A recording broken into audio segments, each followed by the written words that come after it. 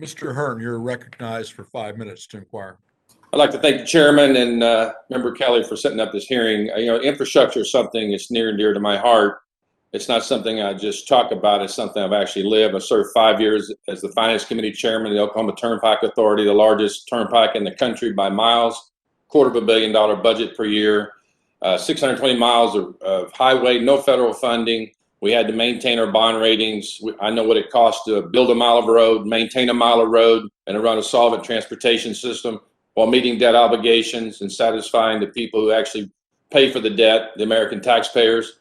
And so when I look at this, if you go back and you read the largest headlines in December of 2015, the headlines read, the largest infrastructure bill in modern history, $305 billion has been signed into law. $305 billion as compared to 5 years later, $1.25 trillion, 5 times as much in 5 years. And the reason for that is because the infrastructure in this bill is not legitimate. When you look at every person out there that's looked at this legitimately, it's 10% or less that goes to traditional infrastructure. I know infrastructure has been a central conversation for the last year, but now what we have is inflation on everybody's mind. We should be having hearings on that to see what's going on, but we've had 0 hearings on inflation and what's causing it, because that's what I hear. I've been speaking to groups. I'm sure you all have as well. I doubt they're talking about why the roads are not done. They're asking why it's costing more on everything that they're purchasing. They want to get it fixed. And I certainly get it. Roads and bridges are not political. We all drive on them. And true infrastructure deserves our attention. This whole argument that we had on infrastructure is not about traditional infrastructure. It's always been bipartisan. The conversation here is about all the things that got bolted onto it, things that really doesn't have anything to do with infrastructure. One thing I like about Dr. Wilson, one of the things I always say that about people, a lot of people I've been working with in D.C., a lot of people talk about things they know nothing about. Dr. Wilson, you spent 10 years in Louisiana Department of Transportation. I'm very close with the Department of Transportation Secretary in Oklahoma, who I'm sure you know very well. And it's tough for the smaller states out there. I get it. But you know that you protect those transportation dollars, and you don't want to see them go spent on other things. And I know the role you're in right now, and I get it.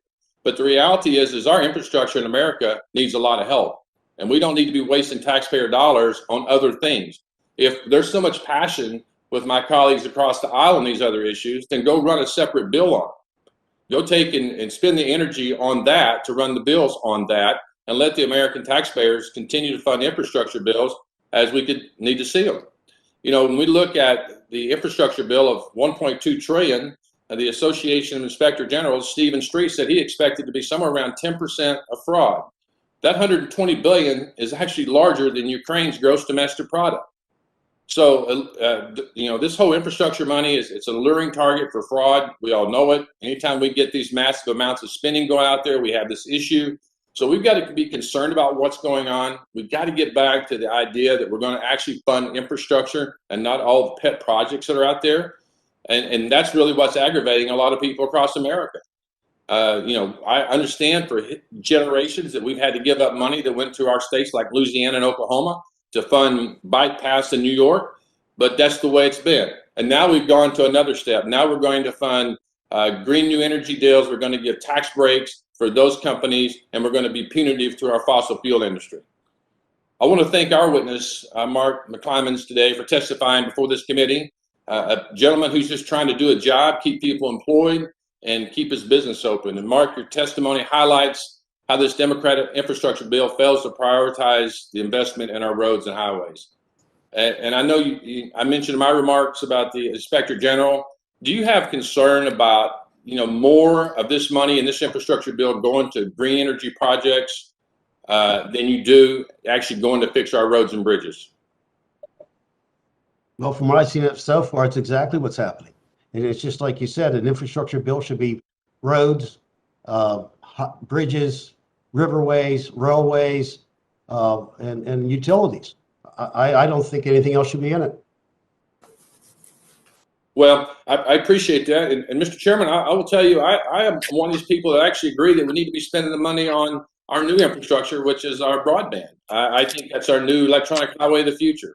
So that's not a traditional. I think that's something that benefits all of us. I'm a huge supporter of the virtual health narrative going forward.